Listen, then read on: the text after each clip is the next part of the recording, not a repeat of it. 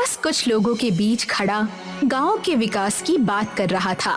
देखो भाइयों, अगर हमारे गांव में रेल सेवा आ जाए तो हमें कितना फायदा होगा। हम पहाड़ी से आसानी से नीचे जा पाएंगे, हमारे बच्चों को शिक्षा मिलेगी और हमारा व्यापार भी बढ़ेगा। अरे विकास, तुम्हारे ये ऊंचे ख्याली पुलाव हमारे भूखे पेट नहीं भर सकते। पहले खुद का पेट भर लो, फिर गांव की चिंता करना। जमींदार साहब, देखिए ये फिर से अपनी रेलगाड़ी की रट लगा रहा है। अरे विकास, तुम जैसे पढ़े लिखे लोग सपनों की दुनिया में ही जीते हैं। पहले अपने पिता की मजदूरी तो बचा लो, फिर गांव की रेलगाड़ी लाना।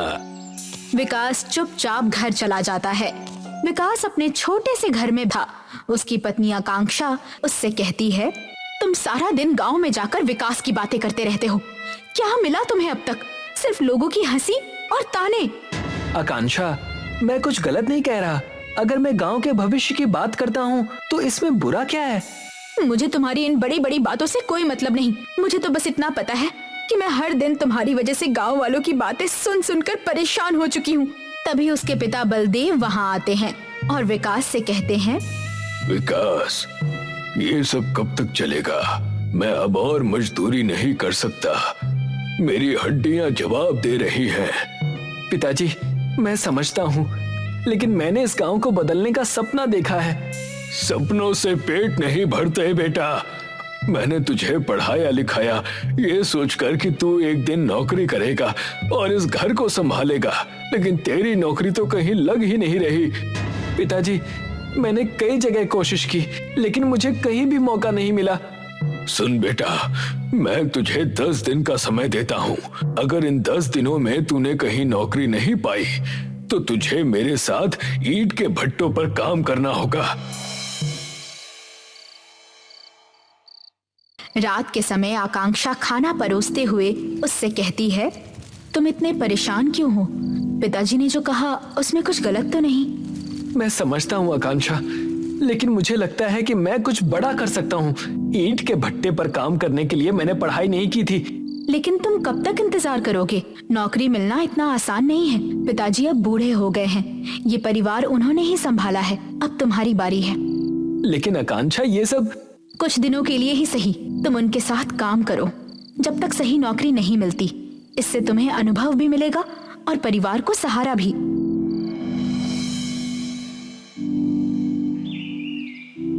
अगले दिन विकास अपने पिता बलदेव के साथ भट्टे पर पहुंचता है। जमींदार की पत्नी अर्चना मजदूरों को निर्देश दे रही थी। जैसे ही वो विकास को देखती है, उसकी हंसी छूट जाती है। अरे, ये तो हमारे गांव के विद्वान महाशय हैं। क्या बात है विकास, अब तुम्हें भी ईंटें ढोने का काम करना पड़ रहा है?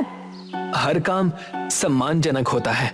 ये बातें करना तो तुम्हें बहुत अच्छे से आता है, लेकिन जब मैंने तुम्हें कहा था कि अपने पिता का हाथ बटाओ, तब तो तुम्हें ये काम छोटा लगता था। विकास उसकी बातों पर कोई ध्यान नहीं देता। काम के दौरान विकास 2 मजदूरों भीमा और बलिया को धीमे स्वर में आपस में बात करते देखता है और वो उनके पास जाकर उनकी बात सुनने की कोशिश करता है। मैंने जांच लिया है, भट्टापुर गांव की घाटी के नीचे बड़ी मात्रा में खनिज दबा हुआ है। अगर हम उसे निकाल सकें तो हम अमीर बन जाएंगे। हाँ, लेकिन हमें ये काम बड़ी चालाकी से करना होगा। गांव वालों को शक भी नहीं होना चाहिए। विकास ये सब सुनकर चौंक जाता है। विकास सीधे अर्चना के पास पहुंचता है। अर्चना जी, मुझे आपसे जरूरी बात करनी है। क्या हुआ विकास? कहीं तुमने ईंटें उठाते उठाते कोई नई योजना तो नहीं बना ली? ये मजाक का समय नहीं है। मैंने भट्टे पर काम करने वाले 2 मजदूरों की बातें सुनी हैं। वो घाटी के नीचे छिपे खनिज को लेकर साजिश रच रहे हैं। क्या कह रहे हो तुम? उनके नाम भीमा और बलिया हैं। वो इस गांव के नहीं हैं। तुम इतने यकीन से कैसे कह सकते हो? मैं उनके पूरे संवाद को सुन चुका हूँ। देखो विकास, तुम्हारी बात मान भी लें तो हम कर भी क्या सकते हैं? अगर घाटी के नीचे खनिज दबा हुआ है तो वो हमारे किसी काम का नहीं। इस गांव में यातायात का कोई साधन नहीं है। हम चाहकर भी खनिज को बाहर नहीं ले जा सकते। विकास चुप हो जाता है। वो सोच में डूबा हुआ वहाँ से चला जाता है। मगर विकास नहीं जानता था कि भीमा और बलिया झाड़ियों में छुपे उसकी और अर्चना की बातें सुन रहे थे। विकास ने हमारा भांडा फोड़ दिया। अगर उसने गांव वालों को ये बात बता दी तो हमारा पूरा प्लान चौपट हो जाएगा। हमें उसे रोकना होगा। इससे पहले कि वो किसी और को बताए, हमें जमींदार की पत्नी अर्चना को उठा लेना चाहिए। हाँ, और उसके साथ उसकी पत्नी आकांक्षा को भी। इससे वो हमारी बात मानने पर मजबूर हो जाएगा। विकास सोकर उठता है और अपनी पत्नी आकांक्षा को घर में नहीं पाता। उसे चारों ओर ढूंढने के बाद एक कागज मिलता है जिस पर लिखा होता है, हम तुम्हारी पत्नी को उठाकर घाटी में ले गए हैं। अगर तुमने खनिज वाली बात किसी और को बताई तो ये तुम्हारे लिए अच्छा नहीं होगा। विकास चिट्ठी पढ़कर घबरा जाता है। तभी वहां पर जमींदार आ जाता है। उसके हाथ में भी एक वैसी ही चिट्ठी थी। ये सब तुम्हारी वजह से हुआ है। मेरी पत्नी का अपहरण हो गया। अगर तुम उसे वापस लेकर नहीं आए तो तुम्हारे पिता के लिए अच्छा नहीं होगा। विकास जंगल की ओर निकल जाता है। वो एक पेड़ के नीचे रोने लगता है। भगवान, मैंने ऐसा क्या किया जो मेरी पत्नी और गांव पर ये आफत आई। तभी वहां एक हिरण आकर खड़ा हो जाता है। वो कुछ देर के लिए विकास को देखता है। अचानक एक शेर आता है और हिरण पर झपटने के लिए तैयार हो जाता है। इसे बचाना होगा। विकास शेर और हिरण के बीच में खड़ा हो जाता है। शेर इंसानी आवाज में कहता है, हट जाओ मेरे रास्ते से, ये मेरा शिकार है। तुम इंसानों की तरह कैसे बोल सकते हो? मैं एक मायावी शेर हूँ। ये मेरा भोजन है और तुम मुझे इसे खाने से नहीं रोक सकते। अगर तुम्हें किसी को खाना है तो मुझे खा लो, लेकिन इस निर्दोष हिरण को छोड़ दो। अचानक शेर और हिरण रंग बिरंगी किरणों के साथ गायब हो जाते हैं।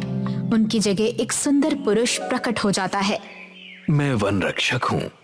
तुमने बहुत बड़ा बलिदान देने की पेशकश की है।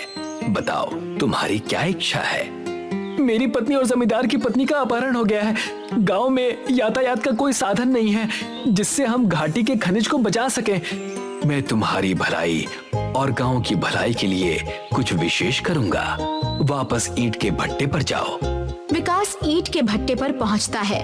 अचानक भट्टे से धमाका होता है। जब धुआं छटता है तो वहां ईंटों की एक सुंदर जादुई ट्रेन खड़ी होती है। ट्रेन से एक आवाज गूंजती हुई आती है, मैं जादुई ईंटों की ट्रेन हूँ। मेरे मालिक विकास हैं। जहाँ वो कहेंगे मैं वहीं जाऊंगी। विकास ट्रेन के अंदर घुसता है और गांव वालों को भी बुलाता है। सभी अंदर जाओ, ये ट्रेन हमें घाटी तक ले जाएगी। गांव वाले धीरे धीरे ट्रेन में चढ़ने लगते हैं। विकास ट्रेन से कहता है, हमें घाटी तक ले चलो। जादुई ईंटों की ट्रेन गड़गड़ाहट के साथ जंगल के रास्ते से गुजरती हुई घाटी तक पहुंचती है। घाटी के किनारे पर भीमा और बलिया खड़े थे, जो खनीज पर कब्जा करने की योजना बना रहे थे। ये आवाज कैसी है? ये ट्रेन जैसी लग रही है, पर यहाँ जंगल के बीचों बीच ट्रेन कैसे आ सकती है? जादुई ट्रेन घाटी के पास आकर रुकती है। दरवाजे खुलते हैं और विकास के साथ गांव वाले नीचे उतरते हैं। ट्रेन को देखकर भीमा और बलिया की आंखें फैल जाती हैं। अर्चना और आकांक्षा जो वहां कैद थीं, विकास को देखकर राहत की सांस लेती हैं। विकास, मुझे पता था कि तुम मुझे बचाने जरूर आओगे। तुम्हें देखकर मुझे कितनी खुशी हो रही है। विकास ट्रेन की ओर मुड़ता है और गंभीर स्वर में आदेश देता है, जादुई ट्रेन, इन दोनों को पकड़ लो। ट्रेन से रंग बिरंगी किरणें निकलती हैं और भीमा और बलिया पर पड़ती हैं। कुछ ही पल में वो अपने आप को ट्रेन के अंदर बने कैद खाने में पाते हैं। ये क्या हो रहा है? ये सब तुमने किया विकास? तुमने हमारे गांव का खनिज चुराने की कोशिश की और गांव वालों को नुकसान पहुंचाने का प्रयास किया। अब तुम अपने किए की सजा भुगतोगे। विकास गांव वालों की ओर मुड़ता है और जोश भरे स्वर में कहता है, दोस्तों, हमारे गांव की इस घाटी के नीचे खनिज का विशाल भंडार है। अब हमें किसी पर निर्भर रहने की जरूरत नहीं है। इस खनिज को निकालकर हम इसे शहर में बेचेंगे और हमारे गांव का विकास करेंगे। जमींदार विकास की ओर बढ़ता है। विकास, मैंने तुम्हारी बातों का हमेशा मजाक उड़ाया, लेकिन आज मैं मान गया हूँ कि तुमने हमारे गांव को सच में बदलने की ताकत दिखाई है। विकास, मैंने हमेशा तुम्हारा मजाक उड़ाया और तुम्हारे विचारों को गलत ठहराया। आज मुझे अपनी गलती का एहसास हो गया है। कृपया मुझे माफ कर दो। माफी मांगने की कोई जरूरत नहीं है। अब हमें मिलकर अपने गांव को आगे बढ़ाना है। उस दिन से गांव वाले मिलकर खनिज निकालने का काम शुरू कर देते हैं। जादुई ट्रेन खनिज को घाटी से गांव तक पहुंचाने का काम करने लगती है। धीरे धीरे गांव की तस्वीर बदलने लग जाती है। जहां पहले झोपड़ियां थी, अब सुंदर घर, स्कूल, होटल और बाजार बने हुए थे। अब विकास के गांव में हर ओर खुशी और समृद्धि का माहौल था। गोकुलपुर नाम का एक गांव था, जहां के लोग बहुत ही पिछड़ी हुई जिंदगी जी रहे थे। जहां हर गांव शहर में तब्दील हो रहा था, वहीं पर किसी भी सरकार ने गोकुलपुर पर ध्यान ही नहीं दिया। ना अच्छे सड़क, ना ही कोई ट्रेन की सुविधा थी वहां। उसी गांव में संजय नाम का एक व्यक्ति रहता था, जिसके साथ उसकी गर्भवती पत्नी मीना भी रहती थी। गांव में हॉस्पिटल न होने की वजह से संजय को मीना को हमेशा अपने बैलगाड़ी में दूसरे गांव ले जाना पड़ता था, जिससे मीना को बहुत तकलीफ हुआ करती थी। मीना, अब तो समय के साथ बैलगाड़ी में जाना और आना और कठिन हो गया है। अगर एक ट्रेन की सुविधा इस गांव में होती तो एक गांव से दूसरे गांव जाना कितना आसान होता, पर कोई सरकार हमारे गांव की तरफ देखता भी नहीं है। मैंने सरकार को इस विषय पर कई सारे पत्र भेजे, पर सरकार ने आज तक कोई उत्तर नहीं भेजा। आज गांव में इस विषय को लेकर एक बैठक बुलाई गई है। तुम आराम करो, मैं शाम तक वापस आ जाऊंगा।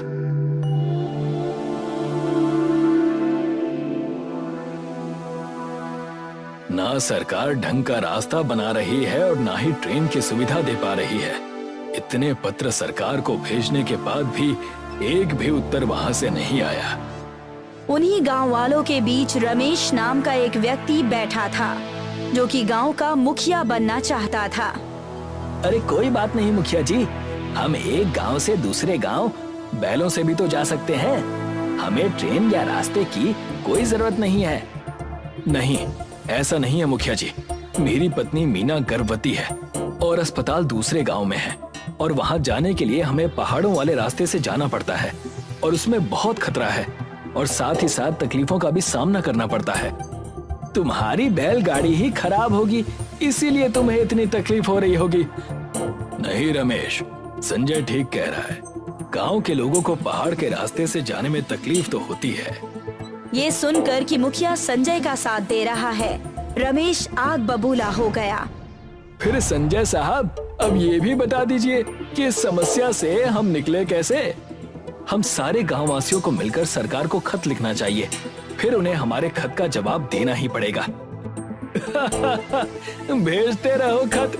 इतने खत हम पहले ही भेज चुके हैं, उनका तो कोई उत्तर आया नहीं। मुझे तो लगता है कि सरकार हमारे खतों को रद्दियों में बेचकर बहुत सारा पैसा कमा रही है। बात तो ये भी है संजय कि इतने खत हम पहले ही लिख चुके हैं, उनका भी अब तक कोई उत्तर नहीं आया। ये सुनकर संजय निराश हो गया। थोड़ी ही देर में सब अपने अपने घर चले गए।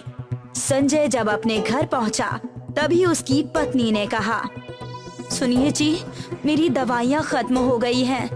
मुझे और दवाइयों की जरूरत है, लेकिन इस गांव में कहीं भी ये दवाइयाँ नहीं मिलती। तुम आराम करो मीना, मैं अभी अपनी बैलगाड़ी से दूसरे गांव जाकर दवाइयाँ लेकर आता हूँ। संजय अपनी बैलगाड़ी में बैठता है और तुरंत दूसरे गांव के लिए निकल जाता है। थोड़ी देर बाद उसे एक बूढ़ा व्यक्ति मिलता है, जिसके हाथ में पाइप से बनी हुई छड़ी होती है। वो बूढ़ा व्यक्ति पहाड़ों के रास्ते से दूसरे गांव जा रहा होता है। संजय उसे देखकर कहता है, चाचा जी, आप कहाँ जा रहे हैं? आ जाइए, मैं आपको छोड़ देता हूँ। यहाँ से दूसरा गांव बहुत दूरी पर है। आ जाइए, मैं आपको छोड़ देता हूँ। पर बेटा, मेरे पास तुम्हें देने के लिए कुछ भी नहीं है। कोई बात नहीं चाचा जी, मुझे आपसे कुछ नहीं चाहिए। आ जाइए, मेरी बैलगाड़ी पर बैठ जाइए। वो बूढ़ा व्यक्ति संजय के गाड़ी में बैठ जाता है। बूढ़ा व्यक्ति संजय का उतरा हुआ चेहरा देखकर पूछने लगता है, क्या हुआ बेटा, तुम्हें कोई चिंता सता रही है? अब क्या बताऊं चाचा जी, मेरे गांव में एक बड़ी समस्या है। हमारे गांव में ना ही अस्पताल है और ना ही कोई सुविधा। हमें हर काम के लिए दूसरे गांव जाना पड़ता है, जो बहुत ही कठिन काम है। मैंने सरकार को ट्रेन के लिए इतने सारे खत लिखे, पर सरकार की तरफ से एक भी खत का उत्तर वापस नहीं आया। ऊपर से हमेशा एक डर सर पर रहता है कि मेरी पत्नी गर्भवती है, उसे हर महीने अस्पताल ले जाना और लाना पड़ता है। उसके साथ कहीं कुछ गलत ना हो जाए। बस एक ट्रेन की सुविधा गांव में हो जाती तो सब ठीक हो जाता। संजय ने सारी बात उस बूढ़े व्यक्ति को बताई। थोड़ी ही देर में वो लोग दूसरे गांव पहुंच गए थे। वहां पहुंचकर बूढ़े व्यक्ति ने कहा, बेटा, मेरे पास तुम्हें देने के लिए तो कुछ नहीं है, पर तुम ये मेरी पाइप की छड़ी रख लो। ये कोई ऐसी वैसी पाइप नहीं है। ये पाइप मुझे एक संत ने मेरी ईमानदारी को देखकर दिया था। इस पाइप को तुम जमीन में गाड़ दो। अगले दिन ये तुम्हें कई सारे पाइप देगा, जिससे तुम जो चाहे वो बना सकोगे, और ये तुम्हारे गांव की रक्षा भी करेगा। ये सुनकर संजय को विश्वास नहीं हुआ। फिर भी संजय ने वो पाइप ले लिया। फिर दोनों अपने अपने रास्ते चले जाते हैं। संजय दवाई लेकर अपने घर चला जाता है और अपनी पत्नी से कहता है, ये लो मीना, दवाई खा लो। मीना संजय के हाथ में पाइप देखकर पूछती है, ये आपके हाथ में किस तरह का पाइप है जी? ये पाइप मुझे एक बूढ़े व्यक्ति ने दी है। संजय अपनी पत्नी मीना को सारी बात बताता है जो उसके साथ घटी थी, जिस पर मीना कहती है, आप आज ही इस पाइप को जमीन के नीचे गाड़ दीजिए। क्या तुम्हें लगता है कि ये पाइप जादुई है? ये तो मुझे भी नहीं पता, पर अगर ये बात सच हुई तो गांव का कल्याण हो जाएगा ना? ये सुनकर संजय पाइप को जमीन में गाड़ देता है और जैसे ही सुबह होती है वैसे ही वहाँ एक पेड़ पर कई सारे पाइप लगे होते हैं, जिसे देखकर संजय हक्का बक्का रह जाता है और कहता है, ये तो सच में जादुई पाइप है। मैं अभी जाकर मुखिया और सारे गांव वालों को बुला कर लाता हूँ। संजय मुखिया और गांव वालों को बुलाता है और सारी बात बताता है, जिस पर मुखिया कहता है, ये तो बहुत ही अच्छी चीज है, मगर हम इतने सारे पाइप का करेंगे क्या? ये पाइप ऐसी वैसी पाइप नहीं है। इस पाइप से हम जो भी बनाएंगे वो चीज बन जाएगी। लेकिन हम इससे क्या बनाने वाले हैं? हम सब मिलकर इस पाइप से एक ट्रेन बनाएंगे जो हमें दूसरे गांव से जोड़ कर रखेगी। ये सुनकर सारे गांव वाले खुश हो गए और ट्रेन बनाने लगे। थोड़ी ही देर बाद ट्रेन बनकर तैयार हो गई। वाह, इस ट्रेन के बाद अब हमारी सारी समस्या खत्म हो जाएगी। सामान लाना ले जाना सब आसान हो जाएगा और इस गांव की प्रगति भी होगी। सही कहा आपने। ये देखकर रमेश को जरा भी अच्छा नहीं लगा और वो हंसते हुए कहता है, ये देखो, पाइप से ट्रेन बनाई है। कभी तुमने सुना है पाइप के ट्रेन के बारे में? ये ट्रेन चलेगी ना? वो तो जब हम इसमें बैठेंगे तो पता चल जाएगा रमेश। संजय सारे गांव वालों को बुलाकर कहता है, आओ सब, अब हम ट्रेन में बैठ जाते हैं। जिस पर रमेश कहता है, नहीं नहीं, मैं नहीं बैठूंगा इस ट्रेन में। ये चलने वाली नहीं है। पता चला कि ये टूटकर हम पर ही गिर गई। रमेश ने लोगों को डराने की कोशिश की और कई सारे लोगों ने ट्रेन में पहले बैठने से मना कर दिया। नहीं नहीं, मैं भी नहीं बैठूंगा इसमें। हाँ, मैं भी नहीं बैठूंगा। पता नहीं कब कौन सा अनर्थ हो जाए।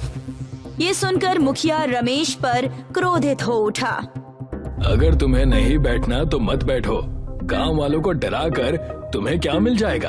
हमेशा सत्ता हासिल करने के पीछे पड़े रहते हो, पर कभी अपने दिल से इस गांव के बारे में भी सोचा करो। जाने दीजिए मुखिया जी, हम ट्रेन में बैठते हैं। देखते हैं कि ये रमेश सही है या फिर मैं।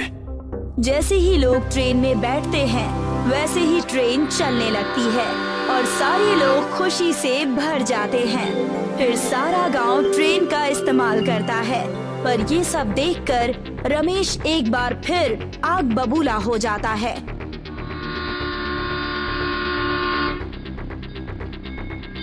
ये ट्रेन जब से आई है तब से सभी गांव वाले इस मुखिया और संजय की तारीफों के पुल बांध रहे हैं। ऐसा ही चलता रहा तो मैं कभी भी इस गांव का सरपंच नहीं बन पाऊंगा। रमेश कुछ गांव के लोगों को जमा करता है और उनसे कहता है, मुझे ये ट्रेन, मैं किसी भी हाल में इस ट्रेन को इस गांव में चलने नहीं दे सकता। हम आज ही रात जब सब सो जाएंगे तो इस जादुई पाइप की ट्रेन पर तेल डालकर आग लगा देंगे और फिर जब मैं मुखिया बनूंगा तब तुम सबको एक अच्छी नौकरी दे दूंगा। ये सुनकर वो लोग रमेश के साथ हो जाते हैं और जैसे ही रात होती है वैसे ही रमेश और वो लोग ट्रेन में तेल लेकर घुसते हैं और फिर रमेश कहता है, बहुत पाइप की ट्रेन कर रहे थे ना, आज इसका काम यहीं तमाम कर देता हूँ। पर जैसे ही रमेश और वो लोग पाइप के ट्रेन में आग लगाने की कोशिश करते हैं वैसे ही ट्रेन के कुछ पाइप जादुई तरीके से बाहर आकर उन्हें पीटने लगते हैं। अरे ये क्या हो रहा है हमारे साथ? ये कैसे? ये तो नामुमकिन है। फिर वो पाइप ट्रेन में ही जेल बनाकर उन्हें कैद कर लेती है और जब अगली सुबह होती है तो संजय और मुखिया ट्रेन में चढ़ते हैं और रमेश को कैद देखते हैं। अरे ये क्या, तुम और ये लोग यहाँ क्या कर रहे हैं? मैं समझ गया मुखिया जी, इनके हाथों में तेल है, जरूर ये लोग इस ट्रेन को नुकसान पहुंचाने आए होंगे। तब मुखिया रमेश से पूछता है, क्या ये बात सच है रमेश? नहीं, ये बात सच नहीं है, मैं तो सिर्फ इस ट्रेन में बैठने आया था। जैसे ही रमेश ये झूठ बोलता है वैसे ही एक पाइप उसके सिर पर पड़ती है।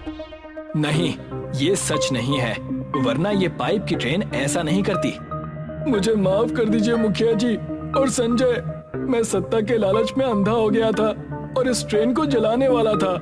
मुझे मेरे किए पर पछतावा है, मैं फिर ऐसा कुछ कभी नहीं करूँगा।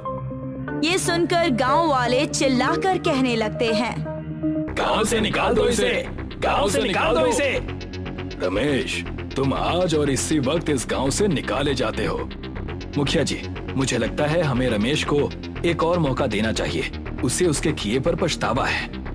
ये सुनकर मुखिया कहता है, अगर तुम कहते हो तो रमेश को एक मौका और देते हैं, पर ध्यान रहे रमेश, अगर ऐसी गलती वापस हुई तो तुम्हें इस गांव से हमेशा हमेशा के लिए निकाल दिया जाएगा। और ये सुनकर रमेश सबसे माफी मांगता है। तुम्हारा बहुत बहुत शुक्रिया संजय। कोई बात नहीं रमेश, तुम्हें अपने किए पर पछतावा है, मैं बस इसी बात से बहुत खुश हूँ। बौरा गांव में एक छोटा सा स्कूल है जो कि बहुत साल पुराना है। स्कूल की हालत बहुत खराब है, बच्चों के बैठने वाली बेंच टूटी हुई है और उन पर दीमक लगी हुई है।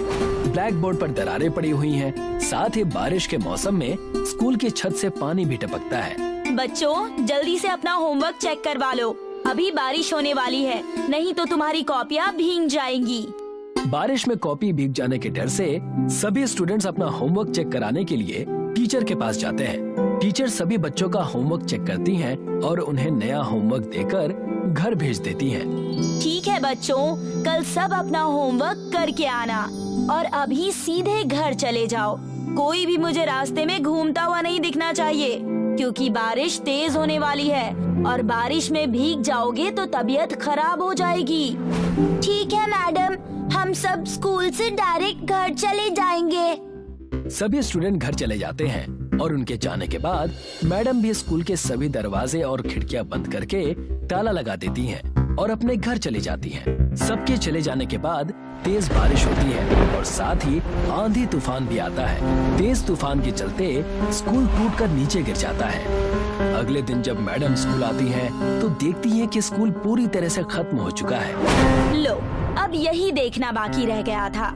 जैसे तैसे करके हम लोग इस स्कूल में काम चला रहे थे, अब तो वो भी नहीं रहा। अब बच्चों को कैसे पढ़ाऊंगी? टीचर गांव के मुखिया के पास जाती है और उनको इस बारे में बताती है। मुखिया जी, हमारा स्कूल तूफान की वजह से टूट गया है। हमें स्कूल के लिए नए बिल्डिंग की जरूरत है। क्या आप हमारी कुछ मदद कर सकते हैं? मेरे पास तो इतने पैसे है नहीं कि मैं नई बिल्डिंग बनवा सकूं, पर हम लोग सरकार से स्कूल बनवाने के लिए अर्जी दे सकते हैं। आप एक अर्जी लिख दीजिए, मैं उस पर साइन करके गांव प्रधान की मुहर लगाकर कार्यालय में जमा करवा दूंगा, ठीक है? टीचर स्कूल की बिल्डिंग बनवाने के लिए एक एप्लीकेशन लिखकर मुखिया को देती है।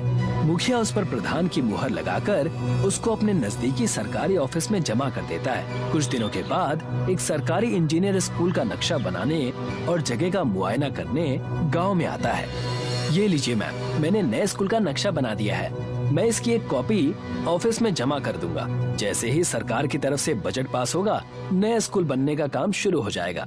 टीचर को नए स्कूल का नक्शा देने के बाद इंजीनियर वहाँ से चला जाता है और सरकारी ऑफिस में स्कूल का नक्शा दे देता है, पर सरकारी अफसर इस विषय पर कोई भी ध्यान नहीं देते और बहुत समय गुजर जाने के बाद भी स्कूल बनने का काम शुरू नहीं होता है।